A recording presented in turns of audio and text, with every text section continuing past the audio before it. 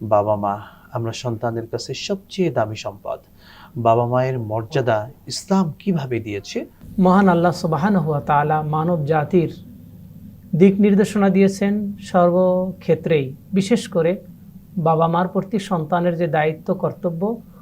সূরা বনী ইসরাঈলের 23 নম্বর আয়াতে আল্লাহ সুবহানাহু ওয়া তাআলা সুস্পষ্টভাবে নির্দেশনা দিয়েছেন। আল্লাহ তাআলা ইরশাদ করেন, ওয়াকাদা রব্বুকা, আপনার রবের চূড়ান্ত সিদ্ধান্ত হচ্ছে আল্লাহ তা'বুদু, কারো ইবাদত করা যাবে না আল্লাহ ছাড়া। কোনো ব্যক্তি বস্তু পৃথিবীর কোনো কাউকে সিজদা করা যাবে না, কারো ইবাদত করা যাবে না, আনুগত্য করা যাবে না।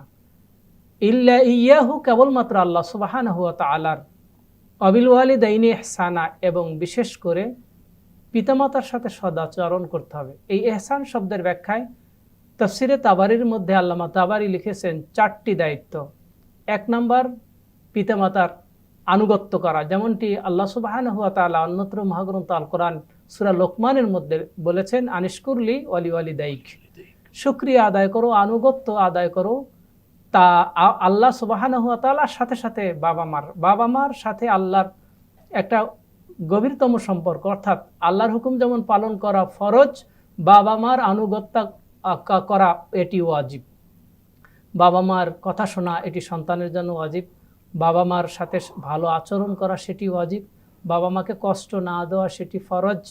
বাবা মাকে কোনো সময় এমন কোনো আচরণ না করা যাতে মা বাবা তারা অন্তরে কষ্ট পায়। এই ইহসানের 4টি ব্যাখ্যা তাফসিরে তাবারির মধ্যে আল্লামা তাবারি বলেছেন। সাথে সাথে এরপরে বলেছেন আবিল ওয়ালিদাইনি ইহসানা ইম্মা ইয়াবলুগান্না, তার 2টো সূরা, 2টি পদ্ধতি।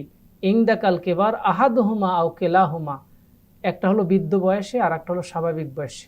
আর একটি হচ্ছে বাবা অথবা মা দুইজন বৃদ্ধ বয়সে অথবা স্বাভাবিক বয়সে, যে কোনো বয়সেই হোক না কেন তাদের প্রতি ইহসান করতে হবে।